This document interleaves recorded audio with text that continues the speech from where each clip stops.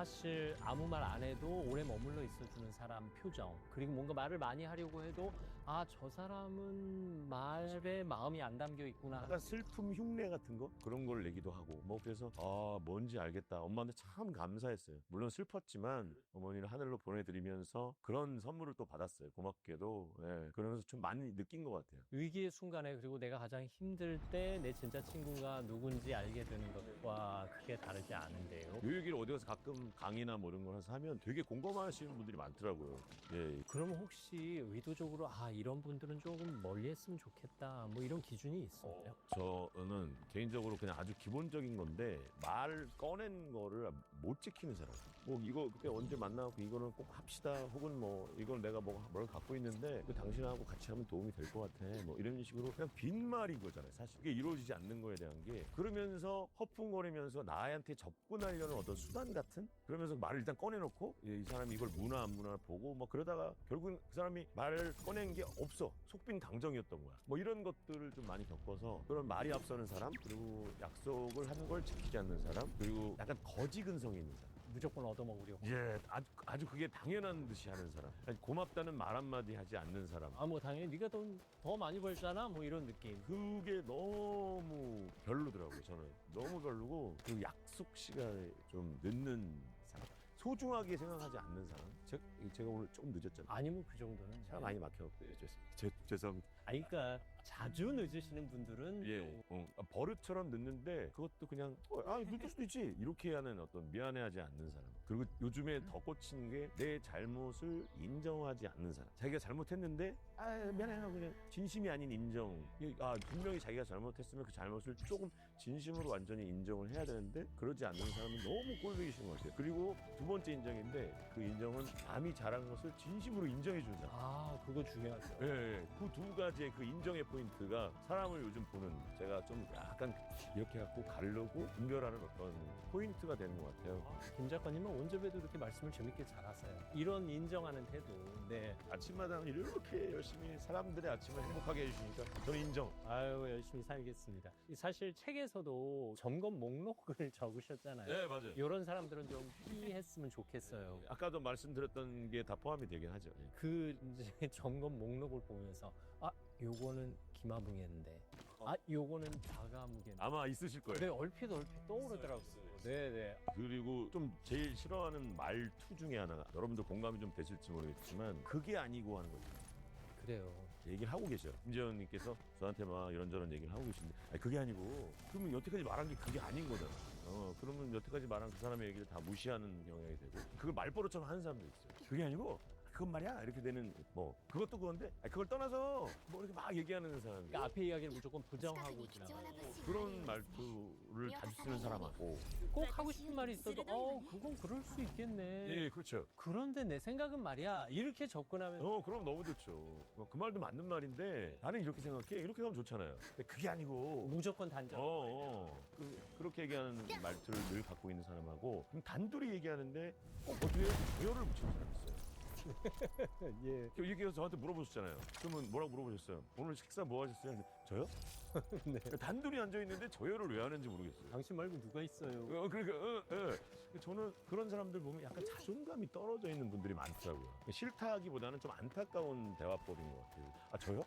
예. 그래서 잠깐의 어떤 시간을 버는 듯한 느낌이긴 한데 단둘이 있을 때는 조금 민망한 것 같아요. 자존감 얘기하시니까 설마 저 사람이 내 의견을 물어볼까? 자존감이 낮은 사람들의 생각이 그런 것 같아요. 저요? 저한테 누가 질문을 요 그런 생각일 수도 있겠지만 여튼 그런 말투는 아마 본인한테도 좋지 않나라는 생각. 사실 저희가 이런 얘기를 하는 이유가 이제 매일 방송을 하다 보니까 사소한 대화 속에서 대화의 효율, 대화의 완성도를 높이기 위한 생각해 보면 요런 건 좀 제거해야 되는데 요런 건 좀 조심해야 되는데 이런 생각이 많아서 그렇잖아요. 그 사람이 꼭 나쁘다는 건 아닌데 그런 말들을 좀 조심해 주면 훨씬 더 대화가 아주 이렇게 부드럽게 몽글몽글하게 될 수 있는. 혹시 내가 그러지 않을까 하는 생각도 가끔 했어요. 안 좋은 성향에 대해서 쫙 써놨는데 이 중에 하나라도 뭐 있는지 한번 골라보세요. 근데 없다고 얘기했으면 당신이랑은 거래할 수 없습니다. 당신은 솔직하지 못한 사람이니까. 저도 다 포함된 것들이 있는데 줄여가려고 하고 안 하려고 노력하면서 사는 거잖아요. 사실 내가 그런 사람이 안 되려고 노력하는 차원이 더 큰 거죠. 그런 거죠. 그런 거죠. 나는 그런 사람이 아닌 게 그건 더 솔직하지 못한 거기 때문에. 지금 말씀하신 것 중에 어떤 게 제일 힘들어요? 뭐 약속도 그렇고 말 뱉은 거 지키는 것도 그렇고. 남들과 대화할 때 내가 좋아하지 않는 얘기를 했을 때 리액션이 너무 티가 나. 무슨 말인지 알아요. 네. 다 좋아할 수는 없잖아요, 사람이. 근데 저 얘기는 안 했으면 좋겠고 뭐 그런 건데 그분은 열심히 얘기를 하고 있고 나는 또 내 글을 통해서 남 얘기를 잘 들어줘야 한다고 얘기했지만 막 참 힘들고 그 순간에 막 뭐 어디 잠깐 물 한 잔 먹고 싶고 막 되게 딴청도 피우고 해야 될 것 같고 그런데 이제 그 순간이 조금 저도 드러나는 것 같아요. 그리고 이제 저희는 생방송을 하다 보니까 시간 지키는 게 습관이 돼서 뭔가 길어지면 왠지 살짝 끊어줘야 되는 그런 책임감에 시달리거든요. 네. 그런 것 때문에 조금 아직까지는 저도 완성형 인간은 아닌 것 같습니다. 예. 아유, 그럼에도 불구하고 뭐 훌륭하게 잘하고 계시잖아요. 좋아요. 이런 사람들은 좀 거리를 두는 게 좋겠다. 거리를 둬야 그 사람도 자신의 잘못을 깨닫고 또 자신만의 인간관계를 잘 만들어 갈 때가요. 그럼 혹시 가까이 두고 싶어 하는 사람들은 어떤 유형일까요? 가까이 하고 싶어하는 사람은 물론 제 얘기를 잘 들어주는 사람도 좋고 그 외에 반대되는 사람들이 대부분 그렇죠. 근데 가까이 두고 싶은 사람은 그냥 가만히 있어도 가까이 두고 싶어요. 그분들은 왜냐면 내가 인상 찌푸러지는 행동이나 말을 하지 않기 때문에 배려가 몸에 배 있는 사람. 기본적으로 배려가 몸에 배 있어서 예를 들면 밥을 같이 먹는데 알아서 자기 먼저 챙기지 않고 먼저 이렇게 싹 알아서 그게 몸에 배 있는 사람들이 알게 모르게 식당 앉자마자 휴지 깔고 숟가락 꺼내고 물 따르고 하시는 분. 그렇게 배려 있는 사람이 있어요. 반찬 떨어지면 자기가 가서 직접 가져오시는 분. 저보다 윗 어른인데도 불구하고 그렇게 몸에 배어 있는 분들이 사실 그건 나이에 상관없는 전혀 상관없는데도 불구하고 그러면 아닙니다 제가 할게요 뭐 서로 또 이렇게 막 형님 먼저가 막 되고 그렇기도 하고 좀 약간 표정이 좀 이상하면 왜 무슨 걱정 있어? 뭐 이렇게 먼저 물어봐주는 사람 있잖아요. 사실은 제가 요즘에 꽂힌 문장 중에 하나가 남들은 나한테 아무 관심도 없다거든요. 그래서 그냥 내가 좋아하는 거 그러니까 나라도 나한테 관심을 갖자는 생각을 갖고 사는데 이렇게 뜻밖의 선물처럼 저한테 관심을 가져주시는 분들이 있으면 그렇게 좀 고맙고 약간 따뜻함이 느껴질 때가 있어요. 그러면 그게 만약에 본인이 제가 못 느끼는 어떤 빈말일지라도 저는 그런 거에 대한 어떤 말 한마디가 되게 따뜻하게 느껴질 때가 있어서 그렇게 저를 생각해주는 말을 해주시는 분을 곁에 두거나 그 조금 전에 요즘 무슨 걱정 있어? 이렇게 표현을 하셨잖아요. 근데 똑같은 말이라도 아니 오늘 이렇게 피곤해 보여? 어젯밤에 뭐 했길래? 이렇게 부정적으로 접근하시는 분들이 있어요. 긍정적으로 말씀하시는 진심으로 걱정이 된다면 무슨 일 있어? 혹시 내가 도울 일 없어? 이렇게 접근을 해야 되는데 뭔가 피곤해 보이는 거를 좀 부정적으로 접근해서 먼저 자기 생각을 얘기하고 물어보는 거예요. 그러니까요. 먼저 자기 생각을 야였어? 누가 또 힘들게 하는 모양이야? 그러니까 그거 은근히 만나자마자 그런 얘기 들으면 좀 힘들거든요. 그리고 외모부터 먼저 지적하는 사람도 있어. 만나자마자 다 알고 있거든요 본인도. 근데 먼저 딱 나타나갖고는 그렇게 얘기하는 사람이 있어. 오늘 화장이 안 먹었잖아. 에이 이거 내가 화장 안 먹은 거 내가 제일 잘 알거든요. 네. 근데 그걸 굳이 지적해 주시고 먼저 나 좀 이상하게 보이지 않아? 물어보기 전에는 내 의견을 먼저 상대방에 관한 얘기는 안 하는 게 진짜 그 배려고 예인 것 같아. 그 언젠가 제가 방송에서 만났던 정신건강의학과 전문의 선생님께서 나종훈 선생님이요. 예일대학에서 환자 보시는 선생님이신데 상대방이 30초 내에 고칠 수 없는 건 지적하지 말. 내가 지적해서 30초 내에 고칠 수 있으면 뭐 입술에 뭐가 묻었다. 그런 거는 이 사이에 뭐가 꼈다. 이건 30초 안에 해결이 가능하잖아요. 근데 왜 이렇게 뚱뚱해? 뭐 왜 이렇게 말랐어? 이건 30초 안에 왜 해결. 이렇게 머리가 커? 그러니까 이거는 평생을 못 고치는 건데요. 그런 건 지적하지 말라고 하시더라고요. 그러니까 우리가 30초 규칙을 가지고 지적해야 할 것들은 지적해서 30초 안에 고쳐야죠. 그래야 그분이 또 다음 행보를 하시니까. 그분을 위한 거라면 근데 그럼에도 불구하고 사실 좋은 사람들하고 매일매일 지낼 수 있으면 얼마나 좋겠습니까? 근데 미꾸라지 한 마리가 물 흐리고 망둥어가 난리 치면 아주 많아요. 이 간혹 무례한 사람이 우리 앞에 나타난단 말이에요. 이럴 때 어떻게 대처하는 게 좋을까요? 저는 좀 어떤 스님인데 그분 되게 유명하신 분인데 그분이 그 무례한 사람이 하는 행동과 입에서 나오는 말을 쓰레기라고 생각해라. 그 행동도 쓰레기고 우리가 그거를 상처가 돼서 마음속에 담아놓으면 여기가 쓰레기통이 된다. 여기다 담지 말고 그냥 흘려버려라. 다 다 흘려버려. 걔는 쓰레기통이 걸어다니는구나. 그렇게 근데 웃으면서 아 그러세요? 그리고 그 사람은 못 느끼게 웃고 그냥 넘기라는 거죠. 하긴 나한테 하는 말이라고 생각하기 때문에 내가 속상하고 힘든 거거든요. 그 사람이 뱉은 말과 행동을 굳이 내 머릿속에 가슴속에 주워 담을 필요가 없다. 이렇게 얘기를 하더라고요. 그래서 나는 더 이상 그 사람의 감정 쓰레기통이 아니다. 아니다. 우리가 그걸 받아들일 필요도 없고 받을 가치도 없고 그걸 받아들이면 똑같이 쓰레기통이 돼. 그렇죠. 왜냐하면 들어온 얘기는 언젠가 우리가 또 쓰레기가 돼서 나간단 말이에요. 이걸 소화시키기가 쉽지 않으니까. 그러니까 그래서 흘려버려야 된다.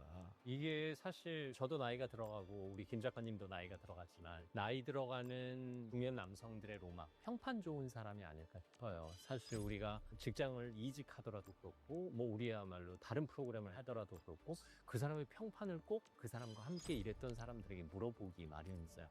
근데 평판 좋은 사람들의 공통적인 특징이 있을까요? 자기 매력을 잘 모르는 사람들? 자기는 몰라. 아, 내가 그래? 근데 은근히 거기서 저 사람만의 특유의 향수가 풍기고 저 사람이 지나가면 사람들이 그냥 슬슬 웃고. 그 평판은 내가 품는 매력이 될 수도 있다. 매력이에요. 그 매력이라는 단어를 국어사전에 찾아보면 남이 느끼는 나에서 뿜어져 나오는 여러 가지의 그런 남이 느끼는. 그러니까 내 매력을 정확히 아는 사람은 좀 그거는 모르는 거라는 그게 본인의 매력이 아닐 수도 있다는 거죠. 저도 제 매력을 모르는데 저한테 매력을 느낀 사람들이 그걸 막 얘기 들어봐. 그럼 왜? 너 나를 좋아했었어? 왜 나를 좋아했었어? 이랬고요 저랬고요. 그때 저한테 보여주신 행동 그리고 저희한테 했던 말 그리고 그동안에 보여줬던 선배님이 열심히 살아오신 열정 이런 것들이 정말 매력 있어요. 뭐 얘기하는데 잘 모르겠거든요. 저는 제가 좋아서 한 것뿐인데 그런 거에 대한 게 개그맨 여자 후배들이 꽤 많이 저를 좋아했었더라고요.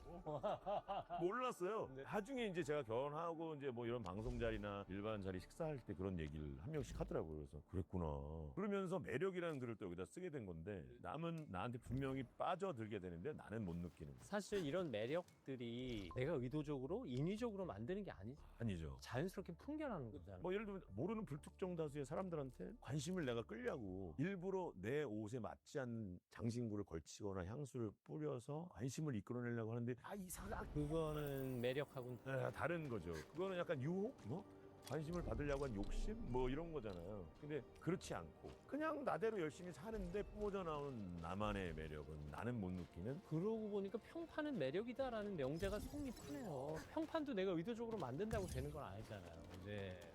그래서 그런 것들이 바로 매력이 아닌가라고 생각을 해요. 그래서 저는 옷 잘 입는 거라는 거 하나의 전제를 들어보면은 그거는 사실은 기술이 있어야 되잖아요. 연습해야 되고 그 옷 잘 입는 거는 조금 연습을 하셔야 될 것 같아요. 밥 먹고 싶은 아저씨가 되려면 조금은 노력할 필요가 있어요. 설마 오늘의 의상을 이 책 표지 색깔과 맞추실 예, 저는 이제 생각을 좀 하고 이렇게 해서 섬세하십니다. 뭐 아내분이 또 아내분께서 이렇게 조금 오빠 이거 입고 가봐. 아내가 저 스타일리스트 출신이어갖고 유명한 또 KBS 스타일리스트 출신. 하셨고 그래갖고 나갈 때 그렇게 나가면 안 되는 거 알지? 그럼 깨갱하고 이제 바로 그러면 이제 그렇게 매치해서 한번 입었을 때 또 칭찬을 해주고 아내가 오늘은 잘 입었네? 그리고 이렇게 해서 근데 옷을 잘 입는 것도 자기에 맞는 자기 체형과 스타일에 맞는 옷을 잘 입는 것도 꽤 매력을 느끼게 만드는 요인 중에 하나인 것 같아요. 사실 김 작가님의 매력은 제가 이제 방송에서 매번 만날 때마다 느끼는 거죠. 웃음 이면에 진지함이 있어요. 그리고 편안함 이면에 원칙이 있어요. 그냥 무너진 편안함. 그래서 정말 이분은 정말 배울 게 많다. 이분은 돈 받고 싶다. 이런 생각이 들거든요. 네네. 어쨌든 평판은 매력이다. 내가 인위적으로 만들 수 없는 거다. 오늘 좋은 걸 배웠어요. 그냥 자기가 뿜어져 나오는 자신만의 향 딱. 근데 자기는 몰라 잘. 사실 이 제목에서 말하는 같이 밥 먹고 싶은 아저씨, 평판이 좋은 아저씨란 말이에요. 그러면 이 구독자 여러분께 같이 밥 먹고 싶은 아저씨 되는 법을 하나 알려주세요. 자기를 정말 열심히 하는 사람, 자기 일에 대한 어떤 사랑이 있는 사람. 그리고 그게 이제 자기를 열심히 하다 보면 그 분야에서는 전문가일 거 아니에요. 그런 사람한테는 우리 후배들이 매력을 느낄 수밖에 없고 자기 일도 열심히 하지 않으면서 약간 있잖아요. 입만 살아가고 그런 아저씨들. 어쩌다가 돈 많이 번 아저씨들. 돈만 있는 아저씨. 돈만 있는 아저씨들. 자기 분야가 아닌 곳에서 제가 누구 이렇게 하고 그런데 내가 살게. 나 돈 좀 있어. 사실 돈만 있는 거잖아요. 사실 매력은 없고. 지금 이런 얘들이 이제 같이 밥 먹기 싫은 아저씨들인 거죠. 네. 오늘 인간관계에 관한 이야기하면서 많은 걸 배웠어요. 일단 내가 나와 친해야 타인과의 인간관계도 제대로 이룰 수 있다. 맞습니다. 그래야 매력을 장착할 수가 있는 건데 모르지만 또 평판도 매력이다. 내가 인위적으로 만들 수 없는 거다. 이건 자연스럽게 뿜어져 나오는 거다. 그리고 밥 먹고 싶은 아저씨가 되기 위해서는 내가 내 삶에 최선을 다하면서 열심히 살아야 된다. 아주 중요합니다. 말씀 듣고 보니까 이렇게 좋은 사람들만 내 곁에 있다면 내 삶이 얼마나 행복할까 싶기도 하거든요. 사실 우리가 행복하는데 이 행복의 관점을 어디에 두느냐의 차이도 크잖아요. 뭐 언제부턴가 요즘에 계속 행복에 꽂혀서 살아요. 행복이라는 단어에. 그래서 뭐 최근에 사실 책의 대부분의 어떤 내용은 행복하기 위해서 쓴 글이고, 그리고 행복했으면 좋겠어서 독자들이 그래서 쓴 글이기도 하고, 아까 말씀드린 어머님이 돌아가시면서 저한테 이제 마지막으로 하신 얘기 중에 하나가 네가 좋아하는 거, 네가 하고 싶은 어떤 거를 하면서 즐기면서 살아라라는 어머니의 이제 유언이 있었거든요. 근데 그 생각이 참 쉽지 않은 일이잖아요. 그래서 내가 좋아하는 게 뭐지? 그리고 그때는 그런 거 생각 안 하고 살다가 어머니 돌아가시고 계속 집중해서 생각해 보게 된 거예요. 내가 뭘 하고 싶었지? 라고 생각하는 거야. 그랬더니 그런 걸 생각해 볼 겨를이 없어서 찾지를 못하는 거죠. 내가 뭘 좋아했는지를 모르겠는 거예요. 그래서 방법을 찾다가 글을 쓰기 시작한 거예요. 글을 쓰다가 보니까 나랑 아까 얘기했던 대화를 하다고 못난 나를 발견하고 바보 같기도 하고 화나기도 하는 그런 것들 순간을 쓰다가 보니까 내가 좋아하는 걸 찾게 된 거예요. 내가 좋아하는 게 글 쓰는 것도 좋아했더라고요. 그전에는 책을 더 냈었는데 내가 좋아하는지 몰랐었어요. 글 쓰는 걸 좋아하고 재즈 음악 듣는 걸 좋아하고 살다 보니까 걷기를 좋아하고 혼자서 뭐 책 읽는 것도 좋고 골프 좋아하는 사람하고 골프 치는 것도 좋고 뭐 되게 많아요. 그냥 앉아서 드라마를 재밌는 드라마 보는 것도 너무 좋은 거야. 이렇게 생각하다 보니까 행복이란 말의 정의는 무엇일까라는 생각이 또 집중을 하게 됐는데, 어느 분의 강의를 듣다가 제가 그거를 보고 무릎을 탁 치면서 그래 맞아 그게 행복이다라고 생각을 하게 된 거예요. 제가 어디를 공연을 가든가 행사를 가서 강의를 하다가 물어봐요. 객석에 계신 분들한테 혹시 행복이 뭔지 아세요? 라고 물어보면 조용해져요. 정확히 행복은 이겁니다! 라고 얘기하는 사람이 없어요. 저마다 막 머릿속에 생각은 돌아가는. 뭘까? 아, 뭐지? 뭐 이렇게 하는데 그걸 정의를 정확히 내리고 있는 사람이 없더라고요. 그래서 저는 그 어떤 강의를 듣다가 무릎을 치게 된 그 내용을 책에도 써놨는데, 행복이란 내가 좋아하는 거, 하고 싶었던 것을 찾아서 즐기는 그 순간에 집중되는 느낌. 그게 행복인 것 같으니 내가 좋아하는 거 글 쓰면서 너무 좋아, 재밌어, 즐겨, 집중돼 여기. 지금 그 순간의 느낌, 그게 행복이래. 너무 공감이 되는 거예요. 그 얘기. 몰입감에서 오는. 그렇죠. 아무 생각이 안 나고 아무 걱정했던 것들이 없어. 그냥 여기에만 온전히 빠져 있는 거예요. 그냥 이렇게 예를 들면 떡볶이를 좋아하는 사람이 맛집 떡볶이를 찾아서 줄을 1시간을 서서 떡볶이를 딱 먹었는데 도파민이 빡 터지면서 이야 미쳤어 너무 맛있어 먹는데 거기에 집중이 되잖아요. 그냥 그 느낌, 그게 행복이라는 거지. 과거도 아니고 미래도 아니고 그 순간에 집중되는, 거창하지도 않아요. 그 순간의 느낌. 예를 들면 드라마를 좋아하는 어떤 주부님께서 폭삭 소가수다를 봐. 그런데 이 박보검 관식이 역할에 너무 빠져. 잘생기는데 어떻게 연기는 저렇게 잘하냐. 어떡해. 그래 푹 빠져보시잖아요. 그러다가 열심히 보고 있는데 남편이 그 앞에 싹 지나가. 그러니까 그런 느낌이래요. 그게 행복인 것 같더라고요. 그 순간의 결정체가 행복이란 얘기인데, 제가 만약에 공연하는 걸 좋아해서 무대에서 사람들이 나를 보면서 웃는 모습을 보면 전 그게 그렇게 행복하더라고요. 그리고 제가 원래 꿈이 라디오 DJ였으니까 그 꿈을 이루고 DJ를 하고 제 방송을 듣고 그 방송이 전파를 타고 많은 사람들한테 들리겠구나 뭐 이런 생각만 해도 막 너무 행복해요. 결국 그 행복의 요인 중에 타인이 있긴 하네요. 내가 좋아하는 사람들과 함께 내가 좋아하는 것을 하는. 근데 지금 말씀을 듣고 보니까 타인과의 인간관계는 내가 나와의 관계가 제대로 정립돼야 제대로 될 수 있는 것 같아요. 맞습니다. 예. 내가 나랑 친하지 않으면 타인과도 친할 수 없겠는데. 나와 잘 지내야 돼. 예, 나와 잘 지낸다는 것은 한마디로 돌려서 얘기하면 혼자 있기예요. 혼자 있기. 혼자 있을 때 그 혼자 있기를 잘하면 나와 잘 지내는 거예요.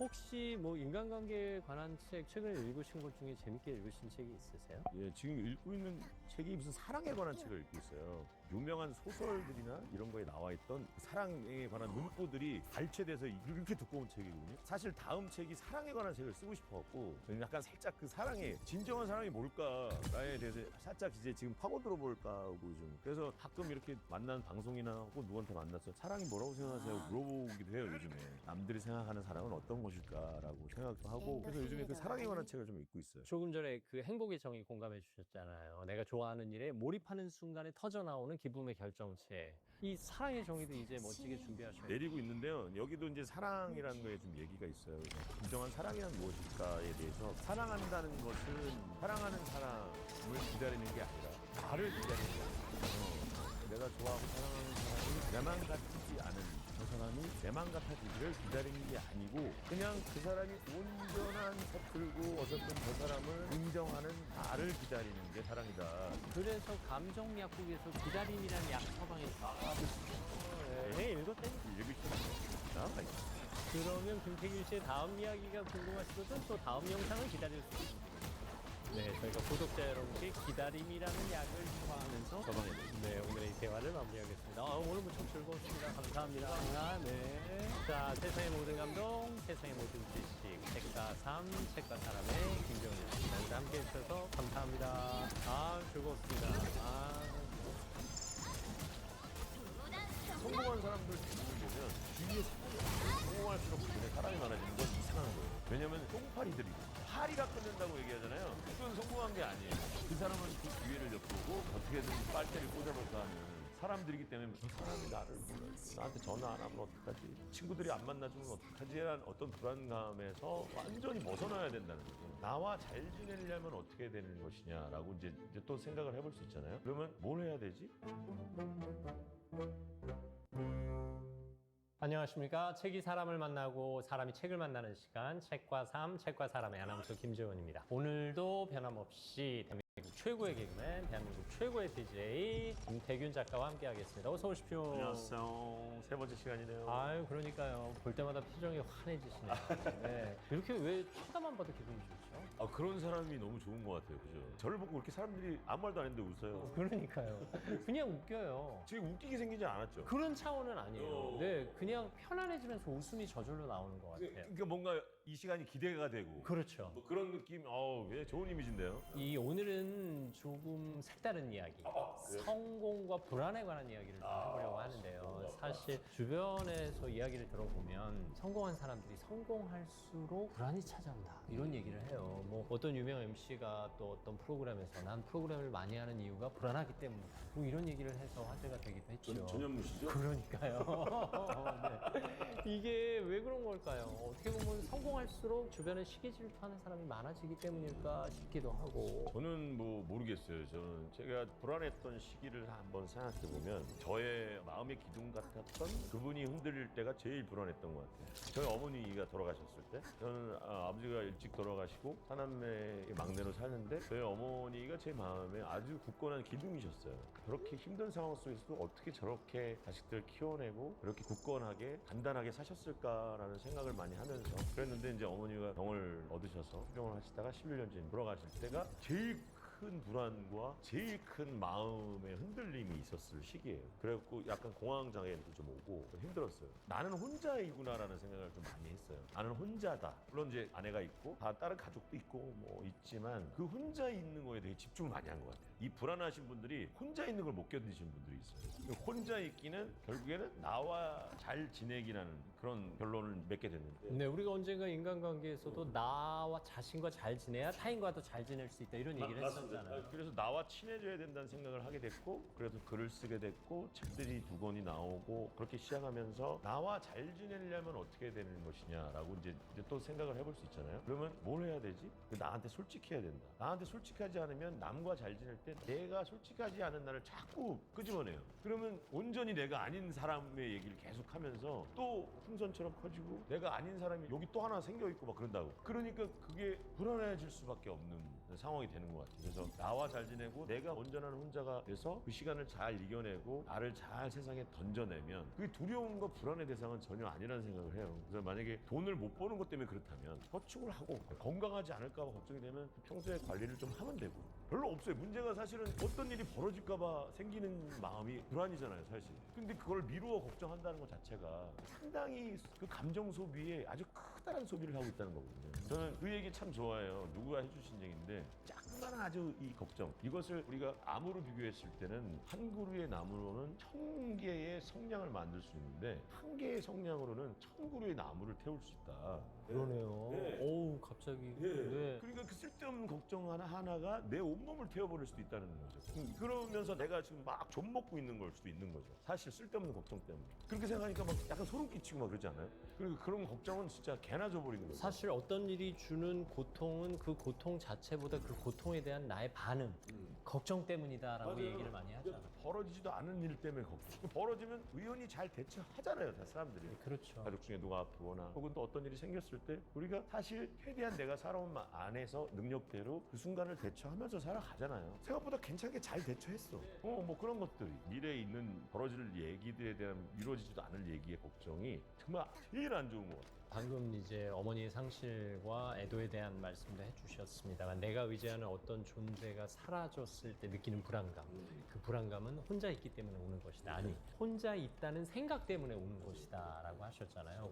결국 성공과 불안의 관점에서도 성공하면 할수록 왠지 나 혼자 정상에 있는 것 같은 느낌, 내 주변 사람들이 다 정리되고 뭔가 떨쳐져 가고 나 혼자 이 성공을 누리는 느낌, 그것 또한 혼자 있게 되는 것 같은 불안감 때문이 아닐까 싶기도 해요. 근데 지난주에 얘기했던 기업 대표의 성공에 대한 정의가 하고 싶은 것을 자유롭게 하고 하기 싫은 것을 안 할 수 있는 자유에 대해서 뒤에 것 중에 우리가 하기 싫은 것을 안 했을 때는 그건 인간관계도 들어가잖아요. 만나기 싫은 사람을 안 만나는 거. 성공한 사람들 대부분 보면 주위에 사람이 없어요. 없다는 게 좋은 의미에 없는, 정리를 해서 없애버린 거죠. 그런 관점도 가능하군요. 네, 없애버린 거예요. 아주 미니멀하게 인간관계를 하는 거죠. 그러면서 그나마 옆에 있는 지금 내가 남겨두고 혹은 새롭게 인연을 맺든 해서 남겨둔 사람들과 돈독하게 지내면 되는 건데 사람이 나를 몰라주고 나한테 전화 안 하면 어떡하지? 그는 친구들이 안 만나주면 어떡하지? 라는 어떤 불안감에서 완전히 벗어나야 된다는 거죠. 저도 좀 공감을 가시는지 모르겠지만 제가 성공했다는 얘기는 아니지만 그래도 나이가 들수록 관계가 다 많이 정리가 되더라고요. 서서히. 이렇게 알아서 정리가 돼. 떨어져 나갈 사람들은 알아서 떨어져 나가고 물론 제가 정리하는 것도 있겠지만 새로운 인연을 맺는 숫자보다 떨어져 나가는 숫자가 훨씬 더 많아져 가는 것 같아요. 어쨌든 우리는 지금 경쟁 사회에 살고 있잖아요. 네. 그 경쟁이라는 건 자신의 영역에서 자신과 같은 일을 하는 사람들이 많다는 뜻이기도 하고, 그러면 30년 개그맨, 20년 DJ 생활 속에서 김태균 씨의 성공을 보고 시기 질투하는 주변 사람들이 없진 않았을 것 같은데. 글쎄요. 있었다면 있었겠지만 뭐 있을 수도 있고 근데 저는 신경을 전혀 안 쓰다 보니까 그리고 뭐를 버리지 않는 것 같아요. 그러니까 사업이라든가 혹은 뭐 이렇게 그 다른 사람을 통해서 같이 뭘 해야 되는 일들 뭔가 도모하고 일을 벌리고 네. 하는 일들. 그러니까 내가 제일 좋아하고 제일 잘할 수 있는 게 예전에 사업해서 많이 말아먹고 사기도 당해보고 했잖아요. 결국에는 사람 때문에 벌어지고 사람 때문에 이상한 일을 당하고 사람 때문에 돈을 잃고 하는 일들을 이제 하지 않는 거죠. 그러니까 내가 제일 잘하는 게 뭐예요? 글 쓰고 라디오 DJ 하고 공연하고 이런 것만 하니까 전혀 사람들한테 치일 일이 없는 거죠. 내가 할 수 있는 재능을 바탕으로 한 노동력을 제공하고 그 대가를 받는 거지. 내가 일을 벌려서 이게 잘 될까? 이게 잘 될까? 하는 걱정 그런 근심을 걸 안 다 해요. 없애버리는 거예요. 그런 걸 하지 않는 거예요. 그러니까 결국엔 나만 잘하면 되는 거예요. 그렇죠. 그러면 결국엔 남한테 해를 끼치지도 않고 결국엔 어떤 사람과 같이 일을 했으면 내 일을 이런 거를 하려고 그럴 땐 적당한 대가를 드리고 뒷말이 나오지 않게 하면 돼요. 그러면 그 사람과 좋게 잘 지내면 지금 같이 저와 일하는 사람들 보면 상당히 미니멀해졌어요. 제 공연 스태프들도 그렇고 예전에 일하던 우리 저와 함께하던 연출이 지금까지도 계속 함께하고 매니저도 한 13년 돼요. 주변은 자연적으로 아마 정리가 될 겁니다. 성공할수록 주변에 사람이 많아지는 건 이상한 거예요. 왜냐면 똥파리들이거든요. 파리가 끊는다고 얘기하잖아요. 그건 성공한 게 아니에요. 그 사람한테 기회를 엿보고 어떻게든 빨대를 꽂아볼까 하는 사람들이기 때문에 주변에 성공한 사람이 막 많아지는 거지. 제가 보기엔 그래요.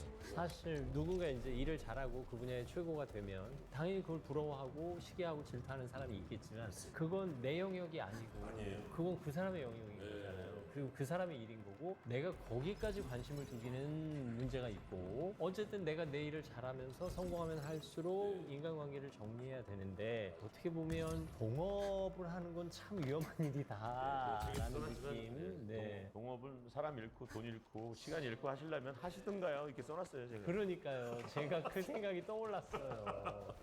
이게 누군가 어떤 일을 같이 도모한다는 건 같이 하면서도 진정한 경쟁을 하는 느낌이구나. 어쩌면 나와 동업하는 그 사람이 나를 가장 시기하고 가장 질투하겠다는 생각을 있을 것 했네요. 같아요. 저는 동업도 해보고 뭐 많이 해봤지만 진짜 권하고 싶지 않은 것 중에 하나가 동업이에요. 차라리 혼자 하고 혼자 망하는 게 나아요. 물론 동업으로 사업 잘하시는 분들도 있죠, 있겠지만 그분들은 이미 호흡도 잘 맞고 성향도 잘 맞고 맞춰오신 분들이고, 하지만 섣불리 잘 모르는 사람과 동업하는 건 참 위험한 일이네요. 예, 그러니까 자기가 제일 잘할 수 있는 건 본인이 알거든요. 난 이걸 잘해. 내가 잘하냐 못하냐? 아직까지 모르고 있으면 아직은 더 열심히 하셔야 되는 거고. 네. 아직 발견 못한 거고. 이거는 내가 그래도 잘하지 하고 하는 거를 하는 게 제일 맞는 거라고. 안 해본 거에 새로운 도전은 정말 위험한 것 같아요.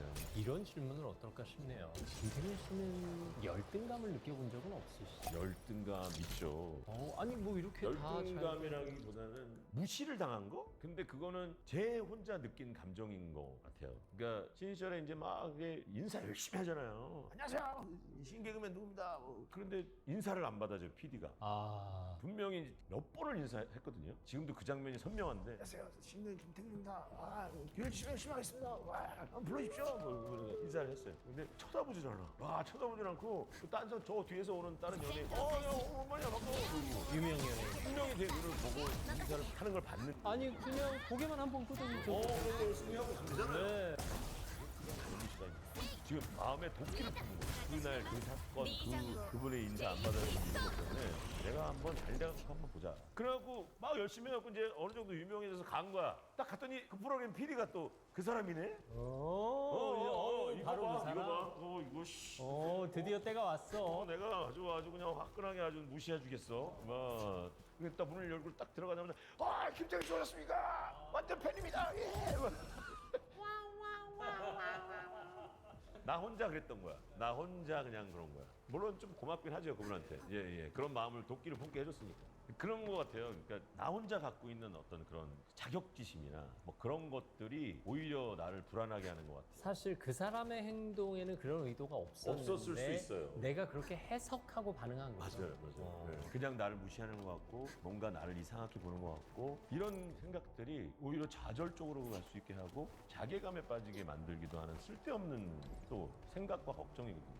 김태균 씨 오셨어요 하고 나서 뭐지? 뭐 이러면서 허무함이 들더라고요. 내가 왜 그러면 그런 감정에 얽매여 있었던 거지? 그러니까 그것도 다 내 안에 답이 있었던 건데 그거를 아주 선명하게 느꼈던 날이었어요. 사실 그런 열등감은 내가 누군가와 비교하고 있기 때문에 느끼는 그런 거. 감정이잖아요. 그러니까 왜냐면 조급함이 힘이 나는 언제 저들처럼 될 수 있을까라는 조급함이 있는데 그때는 내 안의 능력이 어디까지 있는지 모를 때고 조금 약간 성격이 급하고 빨리 좀 잘 됐으면 하는 어떤 조급함 때문에 그런 것들이 생겼던 것 같아요. 그래서 지금은 근데 난 여기까지 했어. 난 지금 여기까지 했는데 내가 뭐 더 잘해? 아유 이 정도면 충분하지. 이게 그거에 대한 어떤 적당함을 알잖아요. 적당함을. 나의 능력치를 알고. 이게 적당함에 근거한 자족감이 있으면 자존감도 생기고 열등감도 사라지는 거예요. 못 웃길까봐 혹은 진행을 못할까봐 어떨까봐 이게 안 팔리면 어떡하지라는 그게 걱정이 없는 거죠. 사실. 안 팔리면 안 팔리는 대로 객석에 많이 꽉 차지 않아도 그냥 있는 사람을 재밌게 해주면 되지. 저 한 사람을 즐겁게 하는 기쁨으로. 그런 것들의 생각으로부터 나름 자유로워지니까 불안해서 많이 사실 전교 3등을 해도 만족하지 못하고 전교 2등과 비교를 하고 욕심이 막 계속 전교 2등을 해도 만족하지 못하고 전교 1등이 되고 싶고, 심지어 전교 1등을 해도 내가 전과목 1등인데 수학만 전교 2등에게 뺏겼어 뭐 이러면서 속상해하는 게 지금 경쟁사회의 일반적인 심리라. 저희 아들이 초등학교 1학년 때부터 중3 때까지 학급 회장을 계속했어요. 공부를 잘했어요. 나름 열심히 했어요. 그러다 순간 갑자기 중학교 때 아시겠지만 프로게이머가 되고 싶다고 갑자기 찾아왔는데 계획을 잡아온 거예요. 그래서 동대문에 있는 큰 프로게이머를 가르치는 학원을 같이 갔어요. 같이 데리고 가갖고 시스템을 보고 그거 하는데 아들이 이제 학원 원장이랑 저랑 와이프랑 같이 상담을 했거든요. 이거 공부 싶다면 해라. 원장님 이거 가능성 있냐? 이건 열심히 하면 가능성이 있어. 근데 확률이 아주 낮습니다. 프로게이머가 된다는 것은 1% 아니 0.5% 안에 실력이 일치월장 해야지 겨우 들어갈 수 있는 아주 바늘구멍보다도 작은 곳입니다. 그런데 그 과정들을 겪어내려면 아들이 정말 열심히 해야 되고 오늘 이 순간부터 학원을 등록하면 집에서 5시간 이상은 게임을 해야 됩니다. 그 대신 너도 프로게이머가 될 수 있다는 확신이 없으니 학교 공부도 놓으면 안 돼. 그렇죠. 특히나 영어를 열심히 해야 돼. 왜? 프로게이머가 된다고 하면 팀들 간의 소통을 영어로 하기 때문에 영어도 열심히 해야 되고 학교 공부도 놓으면 안 되고 게임을 5시간 해야 돼. 키만 피곤한 거예요. 그래서 게임 꼭 4-5시간씩 하라고 해주라고. 알았어요. 1년씩 확 끊어버렸어 내가. 학원을. 그 다음부터는 얘 생활이 바뀌죠.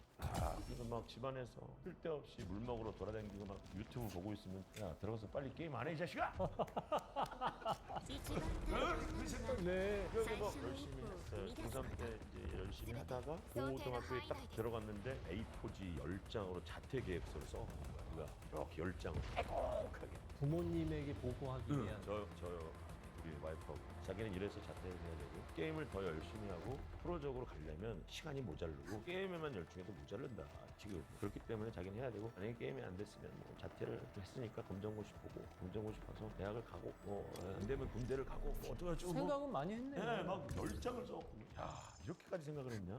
해라 자퇴. 그래서 다음날 애 손 붙잡고 선생님한테 갔어요. 제가 가갖고 선생님한테 이러이러 하답니다. 그래서 아쉽네요 아버님. 뭐 지 생각이 그런데 어떻게 하겠어요. 그래갖고 자퇴 저기 동의서에 제가 사인해갖고 그 3년을 진짜 열심히 했어요. 게임을 탑티어까지 올라갔어. 쫙 갔어. 거의 뭐 세계 뭐 2% 1% 안에까지 간 거야. 정말 열심히 했어요. 그때마다 이제 제가 해준 얘기는 최선을 다해라. 안 되더라도 너의 능력치의 거의 한계까지를 네가 느껴봐야 안다. 네가 선택했으니까. 했는데 어느 순간 이제 고3 끝마무리쯤에서 아빠 이제 못할 것 같아. 아니 갈 만큼 갔는데.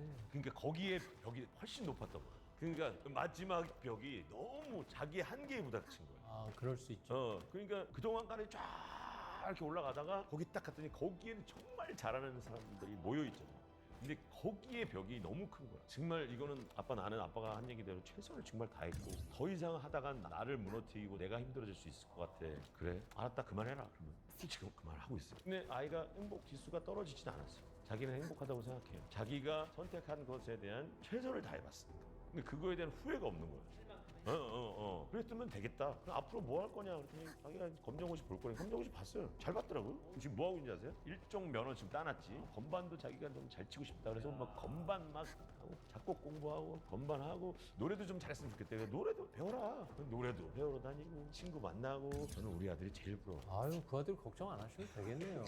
그냥 그렇게 사는데 최선을 다하면 어느 정도까지는 갈 수 있다는 것을 지가 느끼는 어떤 좋은 경험치가 됐잖아요. 그래서 저는 뭐 아들을 그렇게 결정한 거에 대해서 전혀 뭐 부모로서도 후회가 없고. 지금의 행복에 필요한 조건 중에 하나는 현명한 포기도 포함하네요.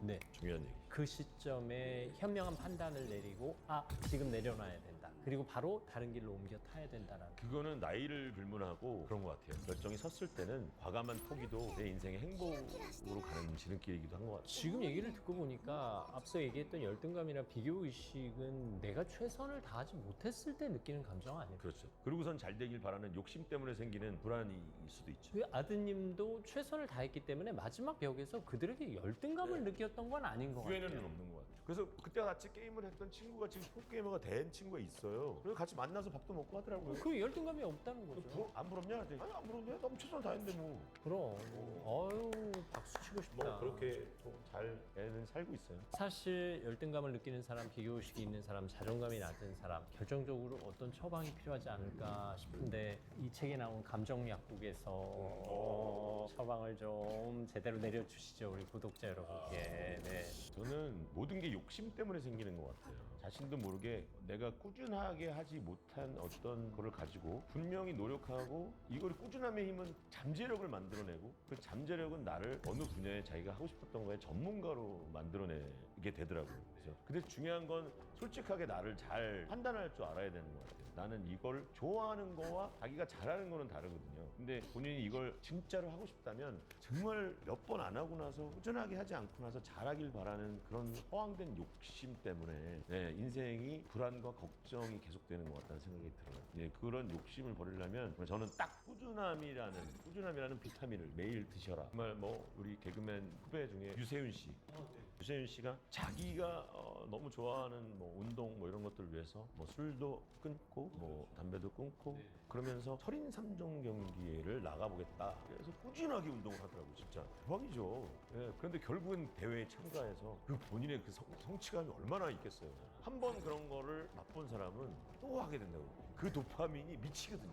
요즘에 제가 지금 안 하던 런닝을 하기 시작했는데, 예, 런닝을 하기 시작했어요. 그러니까 상암동에 사는데 상암동에 월드컵 공원 주위로 이렇게 도는 거리가 트랙이 있어요. 예, 트랙이 큰 길이 있어요. 이제 그게 6.3km예요. 처음 시작했는데 너무 힘들잖아요. 어떻게 돌아 6.3km? 그래서 힘들어, 너무 힘든데 그래서 뛰다가 걷다를 했어요. 1시간이 걸리는 거예요. 아, 6.3km. 네, 1시간이 이렇게 걸리는 거예요. 그래서 땀이 막 나오고 그리고 집으로 이제 터벅터벅 이제 걸어서 가는데 온몸에 전율이 막 느껴지는 거예요. 몸에 안 좋은 게 빠져나가고 막 이런 거 있잖아요. 진짜 막 너무 막 가벼워지고 막 얘가 막 좋아지는 느낌이 드는 거예요. 그래서 그 순간에 힘들었는데 이거 자주 해야 되겠는데? 그래갖고 이제는 40분이면 뛰어요. 오, 시간이 많이 단축됐네요. 별로 안 힘들고 가벼워요 또. 그러면서 이제 2바퀴를 뛰어볼까? 막 이런 생각도 하게 돼요. 그러고 나서 또 튀면 얘가 막 또 이렇게 그런 도파민이 샥 나오고 하루가 그렇게 행복해. 오늘도 뛰고 왔거든요. 너무 좋은 거예요. 이 조만간 마라톤 대회 아니 그렇지는 않을 것 같아요. 예. 그 장거리는 못 할 것 같고. 네, 서서히 그냥 뭐 저를 위해서 그냥 하게 되는데 저는 그 꾸준함을 여러분께 처방해드리고 싶습니다. 사실 자존감이 낮다는 이유는 욕심이 많거나 아니면 내가 꾸준하지 못해서 성취하지 못했기 때문에 느끼는 스스로 반응하는 감정이다 이런 말씀이에요. 그 중에 하나가 이제 외로움이 아닐까 싶은데 경쟁 심리에서 부딪혀서 살다 보면 결국 나 혼자 도태되는 느낌 혹은 성공을 했다 하더라도 나 혼자 남은 느낌 때문에 외로움으로 발현되는 불안감들이 있잖아요. 특히 연예계에서도 공황장애 오시는 분들 많고 고생하시는 분들도 너무 많죠. 네, 외로움에 기인한 것이 아닐까 싶기도 하고. 저는 그래서 여기저기 지금 뭐 강의도 그렇고 많은 자기 개발서의 책에도 나와 있고 뭐 아까 말씀드렸지만 혼자 있는 시간에 과연 뭘 할 것이냐 정말 잘 보내면 뭐가 두렵지가 않아요. 재밌어져요. 오히려 혼자 있는 시간이 기대되고. 그러니까 외로울 틈이 없는 거네요. 그렇죠. 이번에 이제 제가 행복에 꽂혀 있다고 이제 저번 시간에 말씀드렸는데 오랜만에 혼자 솔로 음원을 냈던 노래 제목이 그래야 행복하니까라는 노래예요. 거기 후렴 가사가 그대여 그대여 그대를 안아주세요. 보다 나를 먼저 가득 안아주세요. 그대여 그대여 너무 외로운 날엔 그 외로움마저도 즐겨봐요. 그래야 행복하니까 이런 가사가 있어요. 외로워질 용기가 필요해요. 외로우면 어떡하지? 외로움이 두려워. 외로우면 안 되는데 나 혼자 있는 거 싫어. 뭐 그런데 어차피 인생을 혼자라는 생각을 가지게 되면 미리 그런 연습들을 해주고 외로워질 용기가 필요해요. 외로워지면 이거 하면 되지. 그래서 자주 외로웠던 사람들은 그 혼자 외로움에 혼자 시간을 보내는 방법을 알아요. 저도 글쓰기가 정말 너무 외롭고 혼자 있을 때 정말 외롭지 않게 느껴지는 것 중에 하나거든요. 이제는 달리기를 하셔도 되잖아요. 달리기도 너무 좋아요. 달리기도 너무 좋고 걸어 다니는 것도 이 가을 바람을 맞으며 혹은 봄바람, 시원한 바람을 맞으며 산책하는 것도 너무 좋고요. 꽃들이 말을 걸어오고. 이게 무라카미 하루키의 일상의 두 축이 달리기와 글쓰기잖아요. 이제 우리 나 하루키야? 김태균 작가님이 하루키 수준으로. 네. 진짜 그 가사 중에 오늘도 여전히 따스한 햇살이 포근히 나를 안아주네요. 외로울만 하면 또다시 피어나 웃어주는 예쁜 꽃도 부는 바람도 다 내 편이죠. 이런 가사가 그 노래 중에 있어요. 그래서 생각하기 나름인 것 같아요. 가만히 있으면 내 편들이 그렇게 나를 안아주고 말을 걸어오고 웃어주고 있는데 그런데 가족의 품이 또 따뜻하게 느껴지면 덤이 되는 거고 그런 어떤 마음의 불안은 다 나한테서 오는 것 같다는 생각에 저는 혼자이기를 좀 잘하는 방법을 터득하셨으면 좋겠어요. 이 책에서도 이제 혼자 있는 것이 얼마나 소중한 시간인지를 잘 말하고 계신데 이게 혼자 있어도 되는 용기, 혼자여도 괜찮아라는 너무 마음가짐. 괜찮아요. 근데 사실 20대 청춘들이 요즘 힘들단 말이에요. 뭐 공부하기도 힘들고 취업하기도 힘들고 결혼하기도 힘들고 아이 낳기도 힘들고 앞서 아드님 얘기도 해주셨지만 한창 도전해야 할 나이에 또 한창 앞으로 가야 할 나이에 힘듦과 외로움과 불안 속에 살아가는 그들을 위해서 뭔가 나누고 싶은 생각이 있으시다. 사실은 그 20대의 친구들이 말씀하셨듯이 아주 모험과 도전을 두려워하지 않고 막 해내야 되는 시기인 것 같아요. 근데 그 시기에 동시에 오는 게 또 놀고 싶은 마음이 있어요. 요때 안 놀면 안 된다. 그러면서 그것을 동시에 해내기가 좀 애매하거든요. 그래서 저는 그 시기를 되게 아슬아슬한 시기라고 생각해요. 그 시기를 정말 잘 보내지 않으면 30대, 40대 너무 힘들어지거든요. 그럼요. 네, 저도 아슬했던 시간들이 있었어요. 그럴 때 있을 수 있는 그 치기 어린 될 거야. 그 얘기가 이제 저번 시간에 얘기했던 나 하나쯤이면 어때? 나 이거 이번 한 번만 딱 해보고 싶은데 이런 생각에 갑자기 욱하면서 그런 행동과 그런 이상한 말과 그리고 그때는 막 우르르 어울려 댕기면 뭐라도 될 것 같아. 그러면 막 뭐 어때? 그래서 막 야! 뭐 이런 것들이 있어요. 그럼 그게 정말 아슬아슬하거든. 아찔한 순간이 지금도 막 스쳐가거든요. 그때 만약에 그렇게 했다면 막 이런 순간이 있어요. 그런 거를 정말 조심해야 되고 그때도 자기는 마음이 그러고 싶어도 그거를 절제하고 참아낼 수 있는 어떤 그 능력을 좀 꼭 가지셨으면 좋겠다. 지금 말씀 들어보니까 20, 30대가 가는 여정은 왠지 폭이 좁은 한 15cm 정도 되는 평균대를 걸어가는 느낌인데 사실 거기는 혼자 가야 되잖아요. 평균대 웬만하면 안 떨어지거든요. 내가 중심 잡고 가면. 근데 우르르르 가거나 지나치게 빠른 속도로 달려가려고 하면 떨어지는 건데 맞아요. 내가 혼자 앞서 말씀하신 대로 꾸준히 가다 보면 저 끝에 좀 더 넓어진 길에 도달할 수 있지 않을까 하는 생각을 하네요. 있어요. 네. 진짜로 있고 그리고 꾸준함도 비타민을 드시고 비교 안 했으면 좋겠어요. 그래요. 내 친구가 분명히 나랑 그렇게 친했던 친구가 더 앞으로 나가는 듯한 느낌이 들어서 조급해지면 걔는 나가라고 하세요. 조급해지면 욕심이 생기고 욕심이 생기면 불안해지고 걱정이 생기고 꾸준하지 못하게 돼요. 자꾸 걱정만 하고 있으니까 계속 꾸준하게 가야 되는 건 못 나간다. 그러면 이게 능력치가 천천히 오게 되고 더 이상한 걸음을 걷게 돼요. 사실 앞서가던 친구도 페이스 오버해서 조금 더 가서 쉴 수 있거든요. 그러니까 그냥 내 페이스대로만 가면 된다. 그 친구는 그 친구 페이스대로 가는 길이 누구는 늦게 성공할 수도 있고 누구는 빨리 성공할 수도 있고 그러니까 그거에 대한 어떤 비교로 자꾸 생각하지 말고 그냥 내 페이스를 계속 쫙 가는 거예요. 그냥 쭉 잘 가다 보면 어느 순간에 그때는 이제 좀 능력치가 올라왔는데 빨리 달려가도 되겠어? 그럼 빨리 달리고 옆에를 자꾸 쳐다보지 말고 그냥 가는 거죠. 혹시 불안과 관련해서 떠오르는 책 있으세요? 저는 지금 얘기하다 보니까 과거에 알랭드 보통의 불안이라는 책이 떠올랐는데 이게 우리가 그 불안을 극복하려면 불안의 실체를 알아야 되잖아요. 근데 알랭드 보통의 책을 통해서 불안이란 녀석이 이런 녀석이구나 하고 뭔가 마음속의 불안을 꺼내서 관찰할 수 있는 기회가 됐었어요. 저 한번 읽어볼게요. 네네. 저한테 보내주셔서 감사합니다. 아유 아닙니다. 그래서 알랭드 보통의 네네네. 불안. 뭔가 삶 속에서 우리가 불안이란 존재를 두려워만 할 것이 아니라 뭔가 꺼내놓고 관찰하면서 얘는 굳이 내가 담아둘 필요가 없네. 혹은 적정량의 불안이 필요하다면 긍정적인 요인을 줄 수 있는 그러면 그 정도는 내가 담아두지. 이렇게 판단할 수 있는 지혜가 필요하지 않을까. 맞아요.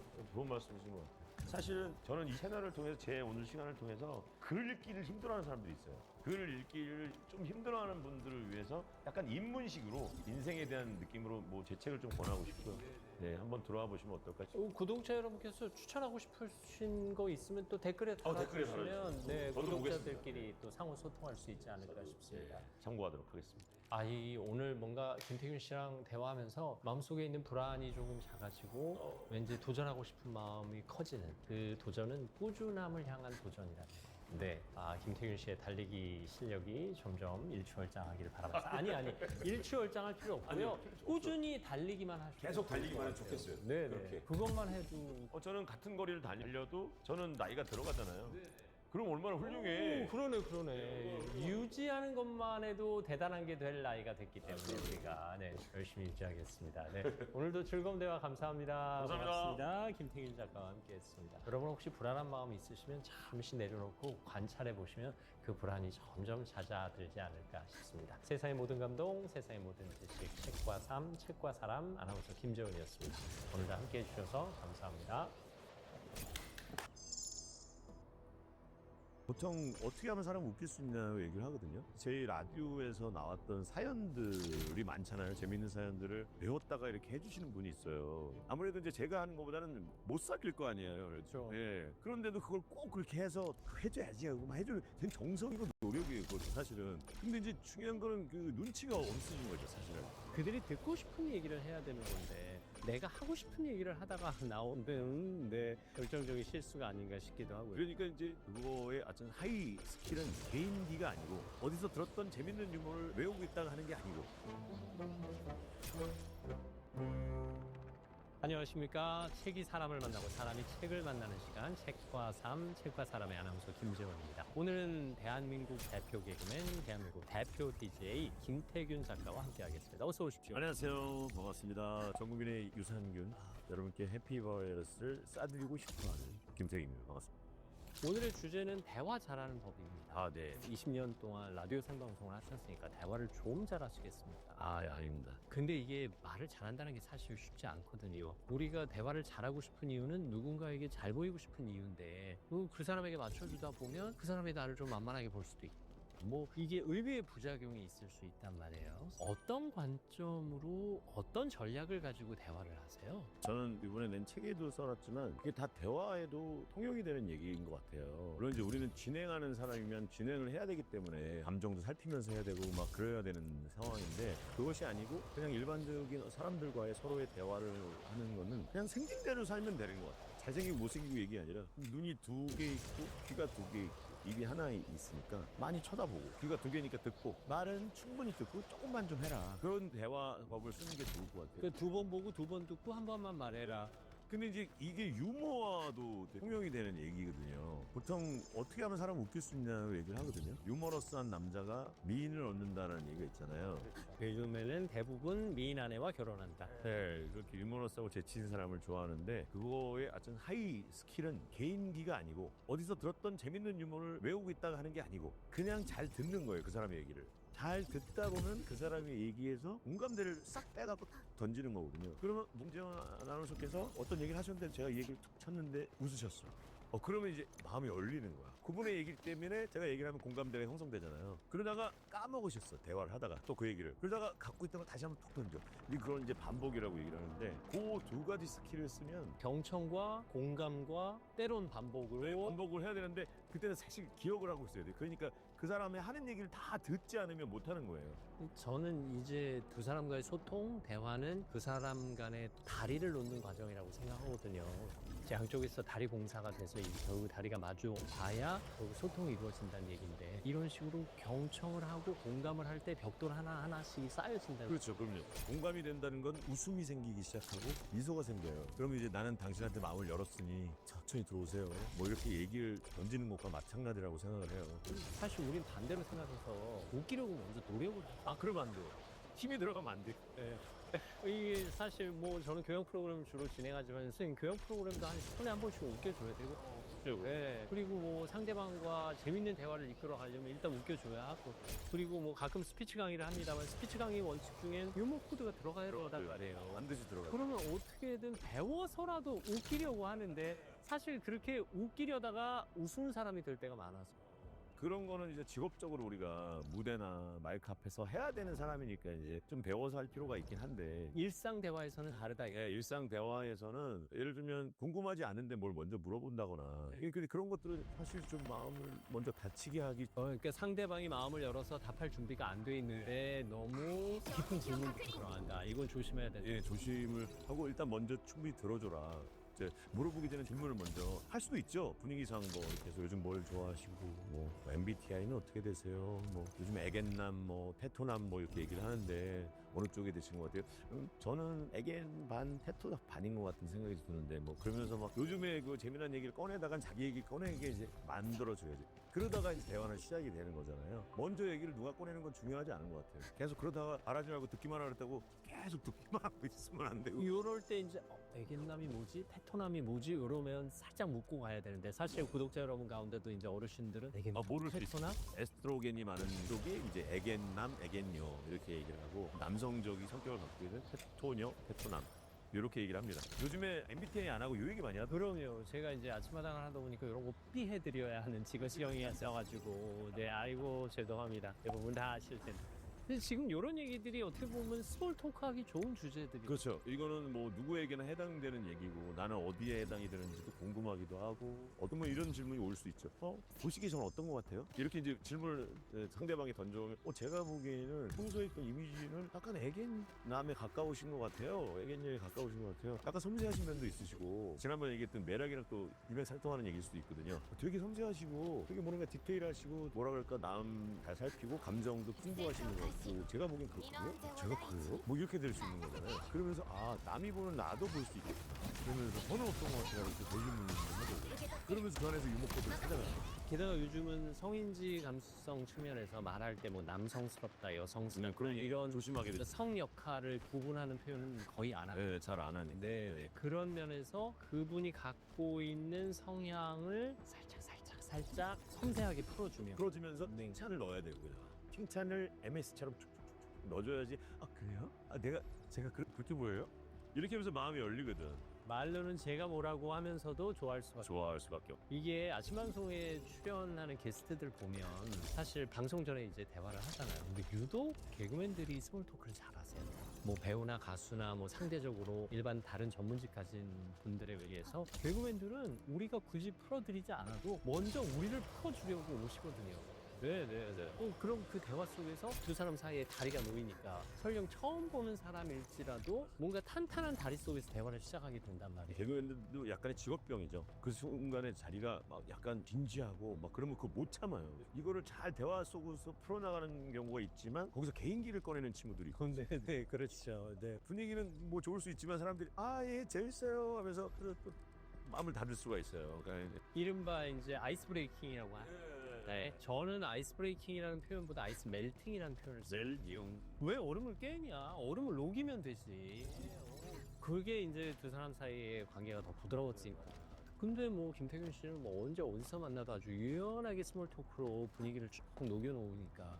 워낙 또 잘하시고. 아유 저야 뭐 제가 뭐라고 뭘 시겠습니까?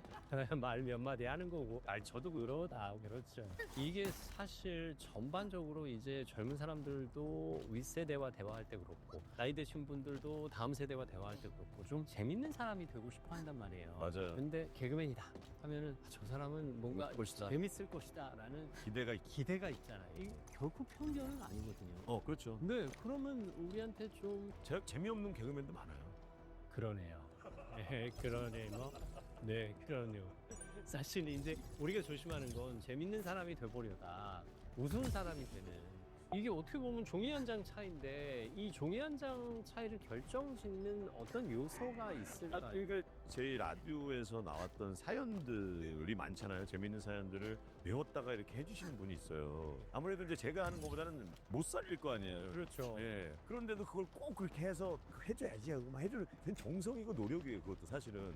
착한 분들이 이제 그런 행동을 하죠. 그런다고 이제 분위기를 좋고 재밌으면 또 신나고 더 한다고. 막 더 준비해서 가고. 근데 이제 중요한 거는 그 눈치가 없으신 거죠, 사실은. 근데 저는 좋은 분들이라고 생각해요. 그렇다고 계속 갈구기만 하는 부장보다는 낫잖아요. 100배 낫죠. 100배 낫죠. 그런 분들이 좀 착하다는 것만 좀 알아줬으면 좋겠어요. 근데 그렇게 생각하니까 좀 짠해지기도 하고 안쓰럽기도 하고 착해요. 일부러 준비하는 건데. 어떻게 보면 그들이 듣고 싶은 얘기를 해야 되는 건데 내가 하고 싶은 얘기를 하다가 나온 그 내 결정적인 실수가 아닌가 싶기도 하고 그러니까 이제 같이 밥 먹고 싶은 아저씨가 되는 어떤 힙한 아저씨 같이 밥을 먹고 싶게끔 만들려면 그들이 궁금한 것들을 던질 수 있는 상대가 돼야 된다.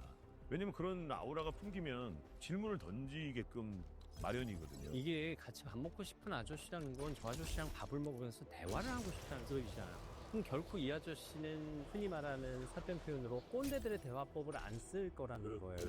거기 같이 밥 먹고 싶은 아저씨 되는 법에서 딱 중간에 있는 얘기가 묻기 전엔 말하지 않는다가 있어요. 묻기 전에 궁금해도 참고 묻기 전에 물어본 거에 그때서 본인의 어떤 얘기를 따뜻하게 얘기를 해줘라가 돼 있는데 쉽지 않은 얘기죠. 제가 하는 강의에서는 이런 얘기를 가끔 해요. 결국 묻고 싶거든 정보를 묻지 말고 감정을 물어라. 아, 너 얼마 버니? 너 몇 동 아파트에 사니가 아니라 힘들진 않니? 기분 좋은 일은 없니? 감정을 물어봐라. 이런 얘기를 하죠. 그것도 너무 좋아. 왜? 묻고 싶다면 감정을 물어봐라.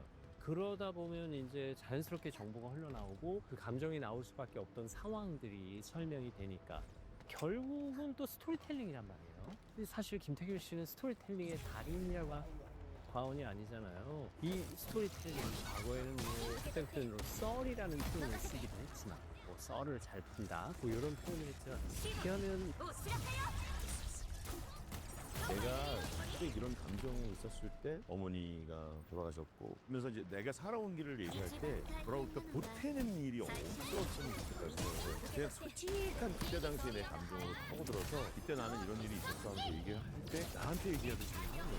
그러면 이제 나의 스토리들을 털어내면서 나도 내 감정이 이러네 하면서 툭 터져나오면 그냥 사람들이 집중을 엄청 하는 것 같더라고요. 예를 들면 저는 사실 라디오 DJ가 꿈이었어요. 집안 형편이 너무 어렵고 힘들고 방황을 해야 되는 상황인데 방황을 다 잡아줬던 게 밤마다 들리는 라디오 DJ의 따뜻한 목소리 때문에 제 인생이 바뀐 것 같아요. 그때 라디오 DJ가 꿈이 돼버렸어요. 그래서 저는 서울예대 방송연예과에 발음과 오디오 연기를 전공하려고 일부러 방송연예과에 들어갔어요. DJ가 되게 네. 그래서 들어갔다가 DJ를 공채로 뽑지 않는데 어떻게 하다가 라디오 DJ가 되지? 아, 가수가 DJ를 하네? 그때 이문세 형님 방송을 듣고 그런 꿈을 갖게 됐으니까 가수가 돼야지 하고 또 가수 시험을 봤는데 떨어지고 가수의 재질이 없나? 재능이 없나? 아, 이거 뭐지? 그러다가 배우도 하네? 탤런트 시험을 봤는데 연기도 잘 안 되고 떨어졌어.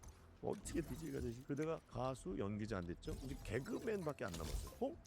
개그맨을 한번 봐볼까? 그래서 개그맨 시험을 봤는데 그게 탁 달라붙은 거야. 웃기는 재능이 하나도 없다고 생각했는데 그런 재능이 나한테 있었나 보다. 잠재력을 발견하게 되고 그러다가 돌아서 지금의 라디오 DJ를 20년 동안 한 꿈을 이룬 사람이 됐어요.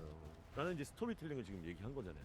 그런 거에 대한 얘기할 때 한 개도 사실이 아니냐는 게 없었고 그냥 솔직히 있었던 얘기를 하면서 저의 지금 상황에 맞대어서 이렇게 풀어내는 상황이잖아요. 지금 들어보니까 말하던 순간의 과거 시점의 감정에 집중하고 있는 듯한 느낌. 맞아 그거예요. 그때 나로 돌아가는 조금 더 구체적으로 얘기하면 시간이 너무 길어져갖고 지금 그 상황이 진짜 어이없던 상황도 되게 많고 했었거든요. 근데 희한한 게 감정이라는 게 글 쓰는 것도 그런데 글을 쓰다 보면서도 그렇지만 말을 하면서 보니까 이상하게 평소에는 기억 안 나던 그때 상황으로 구체적으로 막 생각이 나요. 막 그때 입었던 옷도 생각날 때가 있고 왜 과거 속인데도 불구하고 그때 여기 달았던 번호가 막 생각나. 수험 번호가 개그맨 수험 번호가 생각나고 막 그래요. 그래서 되게 희한한 어떤 그런 게 있더라고요. 쏘가 타임머신 탄 것처럼 그걸 갈 때가 있어요. 그러면 막 내가 신나서 얘기해. 근데 말이야 그때 말하면서 얘기하면 나 혼자 빠져갖고 얘기하다 보면 그때 몰입이 돼요. 말씀하신 거죠. 내 이야기의 스토리텔링을 하다 보면 왠지 더 친근감이 느껴지고 가까워지는 느낌이 들거든요. 지금 와이프랑 연애할 때도 그랬던 것 같아요. 물론 이제 저의 상황을 많이 아는 와이프지만 내가 어떻게 살았고 나는 어떤 사람이고 어설프고 서툴고 이런 사람이야. 이 얘기를 과거부터 쭉 이렇게 얘기를 하면 와이프가 마음을 확 빨리 열었던 느낌이 나요. 그래서 너는 어떻게 살았어라고 안 물어봐. 내 얘기를 먼저 하니까 자기 얘기도 슬슬 꺼내는 거죠. 그러니까 있어 보일 필요 없다. 과감을 하지 않고 그냥 솔직한 나를 던져버리고 스토리텔링을 통해서 여와의 공간 안에 뚝 던져놓으면 상대방이 알아서 공감할 테고 알아서 마음을 열 것이다. 그래서 이런 얘기 꾸밀 필요 없다. 꾸밀 필요 없다. 네, 내 감정에 충실하고 그 감정을 솔직하게 표현하자. 그럼 그 사람이 나를 있는 그대로 봐줄 것이다. 그러다 보면 두 사람 사이에 벽이 허물어진다. 네, 이게 이제 이른바 마이 스토리텔링의 기법이고요. 김태균 씨가 특히 잘하는 건 또 남의 이야기란 말이에요. 이게 라디오로 오는 사연들을 어찌나 꿀떡같이 소화를 하시는지. 뭐 이를테면 저희가 김태균 씨 이야기 오늘 방송에서 김태균 씨 만났는데 어린 시절에 형편이 좀 어려웠나 봐. 근데 밤마다 라디오 들으면서 라디오 DJ가 되는 꿈을 꿨대. 그래서 심지어 이야기하는 법, 정확하게 말하는 법을 배우기 위해서 서울예대 방영과에 들어갔대. 그리고 어떻게 하면 DJ가 될 수 있을까 고민하다가 이문세 씨 보고 가수가 되는 길이 제일 빠르겠다고 생각했대. 그래서 가수가 되려고 노력을 했는데 노래가 조금 처지나? 가수가 안 됐대잖아? 그러다 보니까 개그맨 시험이었고 개그맨 시험을 보다가 보니까 내가 사람들을 웃기는구나. 이렇게 해서 사람들과 소통하는구나 하는 비법을 알게 됐대. 라디오야말로 청취자들하고 진정한 소통이잖아. 그러니까 개그맨 10년 하다 보니 진짜 라디오 DJ가 되는 거지. 벌써 라디오 DJ 20년 경력이잖아. 그러니까 우리가 2시만 되면 안 웃을 수가 있어? 요렇게 표현을 하고 나면 끝이시네요. 이거 이렇게 해서 남 얘기를 이렇게 듣는 것도 머리가 똑똑해야 돼. 진심으로 들어주신 거잖아요. 그러니까 이렇게 스토리텔링이 쫙 나오시죠. 아니, 그러니까 워낙 김태균 씨가 자기 이야기를 진심으로 하다 보니까 그 감정이 차곡차곡 내 마음에 담겨서 내가 그 감정에 동화되다 보니까 저도 모르게 그냥 이런 이야기가 나옵니다. 이렇게 해서 그대로 얘기하는 상대방 입장에 되게 감동을 받아요. 오히려. 내 얘기를 그렇게 귀담아 들어주셨구나. 그럼 마음이 더 확장 열리죠. 그래서 얘기를 듣다 보니까 또 거기서 제가 뭘 발견했냐면 만약에 첫 번째 대학가요제에서 가수 시험에서 붙어서 DJ가 됐다고 생각하면 아마 지금 같은 DJ는 못 나올 줄 알아 생각. 차원이 다르네요. 느낌이 제가 개그맨이 돼서 개그맨으로서 사람을 청하고 웃기는 방법에 대해서 알고 나서 DJ가 되니까 지금의 DJ가 된 것 같다는 생각이 드는 거예요. 여기서 얘기하시니까 그러네. 새로운 발이게요.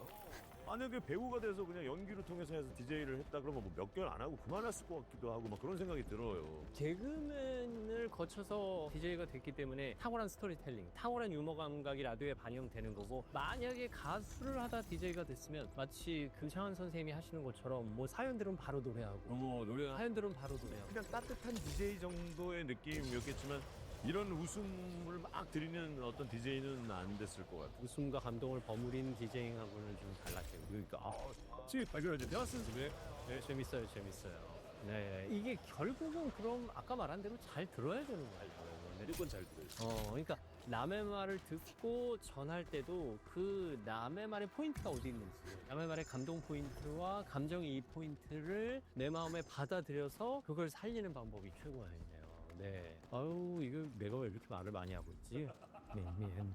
우리 김재원 씨 함께 하고 있습니다. 아유, 즐겁습니다. 네. 사실 가까운 사이가 될수록 더 조심해야 하는 말들도 분명히 있을 거예요. 더 조심해야 되는 여러 가지 말들이 저는 제일 못난 말 이게 가족이니까가 앞에 핑계로 들어가는 거예요. 가족이니까 뒷전에 두는 사람들이 있어요. 아 가족이니까 아이, 몰라도 돼. 가정인데 뭐. 가족인데 언제 봐도 계속 보고 뭐 할 건데 뭐. 근데 이거 진짜 너무 위험한 발언인 것 같아요.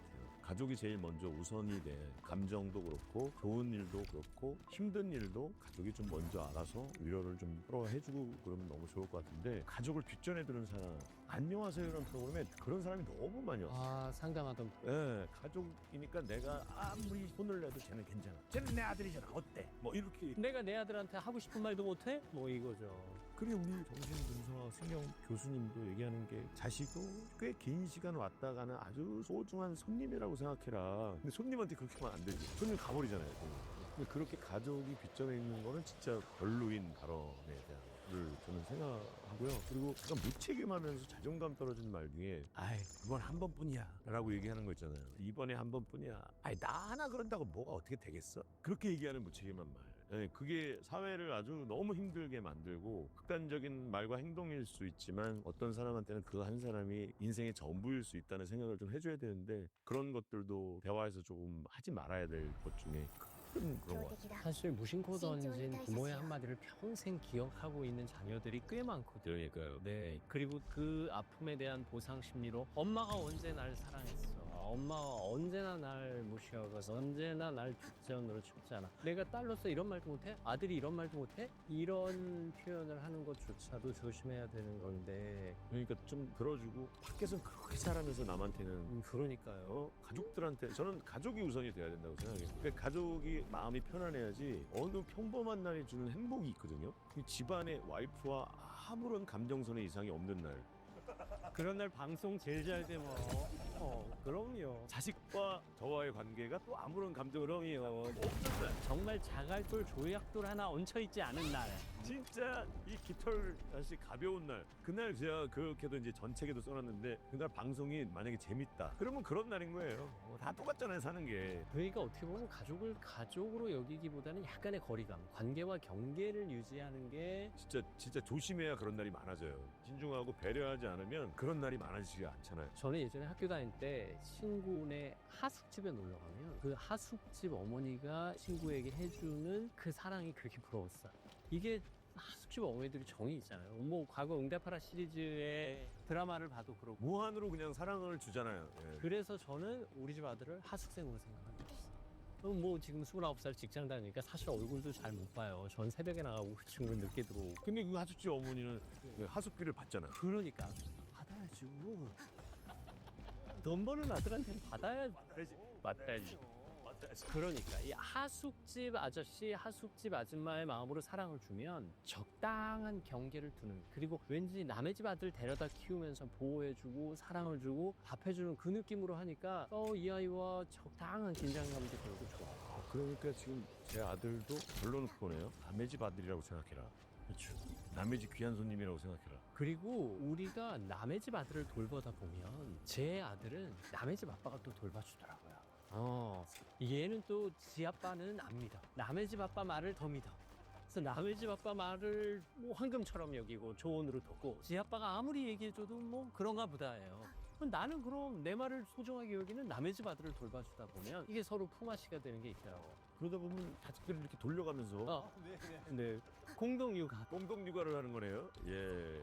사실 앞서도 이제 가족 이야기 했고 아들을 하수층처럼 여긴다 뭐 이런 얘기도 했습니다만 우리가 또 가족끼리 아끼는 말들이 있어요. 이건 좀 평소에 해야 되는 것 같은데 가족에게 듣고 싶은 말을 못 듣는 경우도 있거든요. 근데 뭐 가족도 가족이지만 오래 살았어도 한 집안에서 성향이 다 있잖아요. 네, 그래서 민망해서 못하는 거라고 알고는 있지만 그래도 뭐 듣고 싶어하는 사람 입장에서는 서운한 말일 수도 있잖아요. 지 가족한테 그런 얘기 뭐하래? 기본적으로 알고 있는 거 아닌가? 근데 말하지 않으면 모르거든요. 특히 이제 사랑한다는 말, 좋아한다는 말, 당신 때문에 행복하다는 말, 고맙다는 말, 미안하다는 말.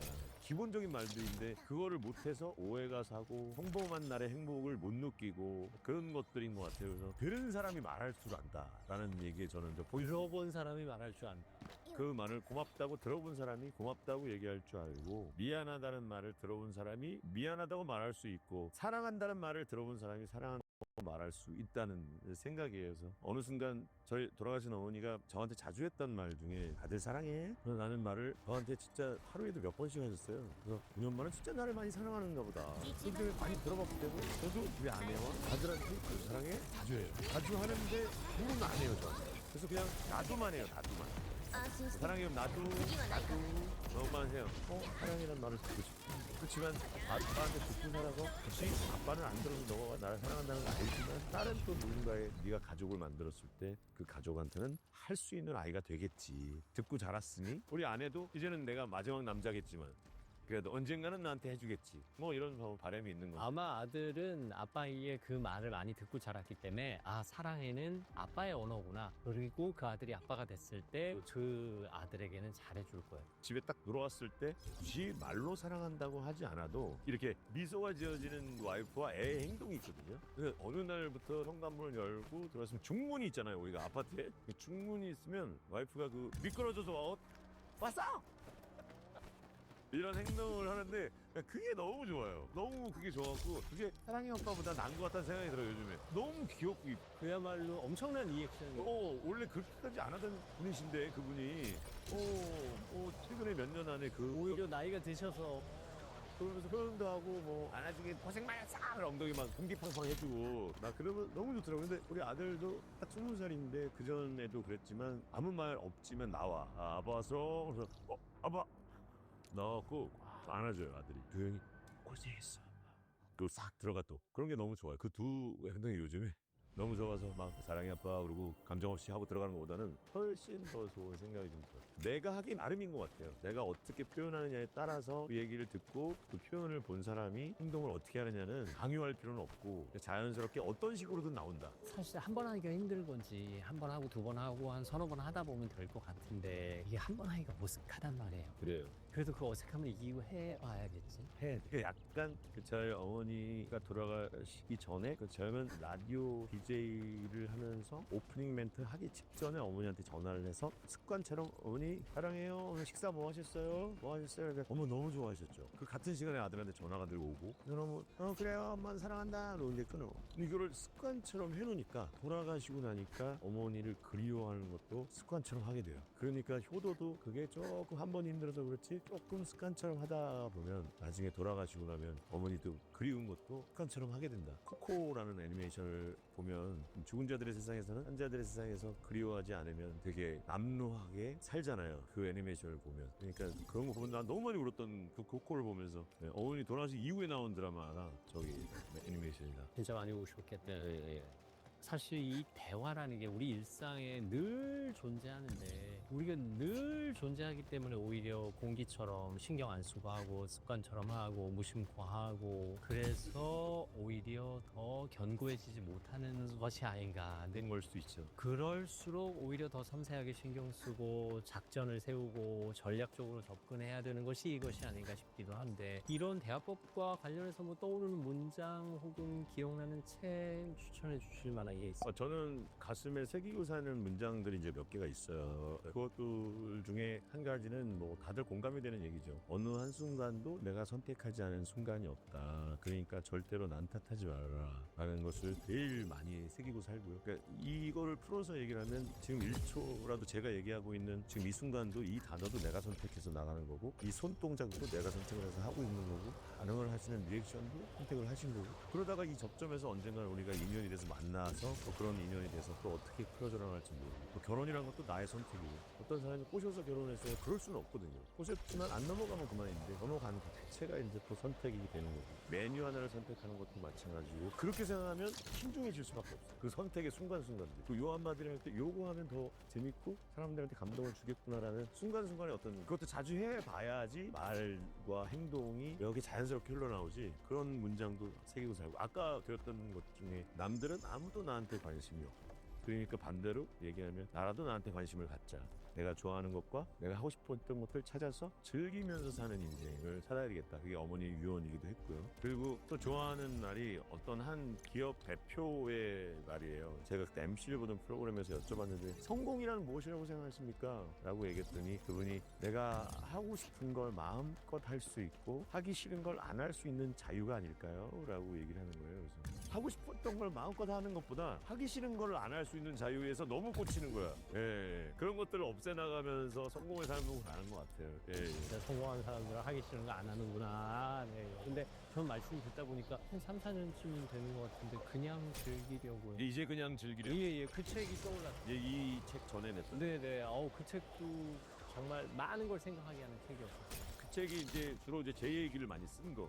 제가 살아온 길에 대한 얘기를 많이 쓴 거고, 이 책은 이제 제 생각을 위주로 많이.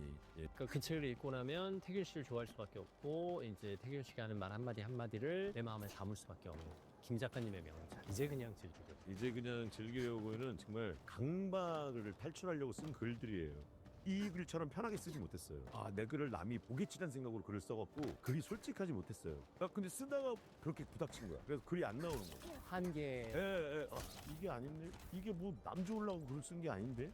내가 마음이 편해지고 내가 행복해야 되는데? 그러다가 글 방향이 갑자기 바뀌었어요. 그래서 한 3분의 1 정도 글을 써내가 다 없애버리고 하시세로 다 쓴 거예요. 쉽지 않은구나. 예.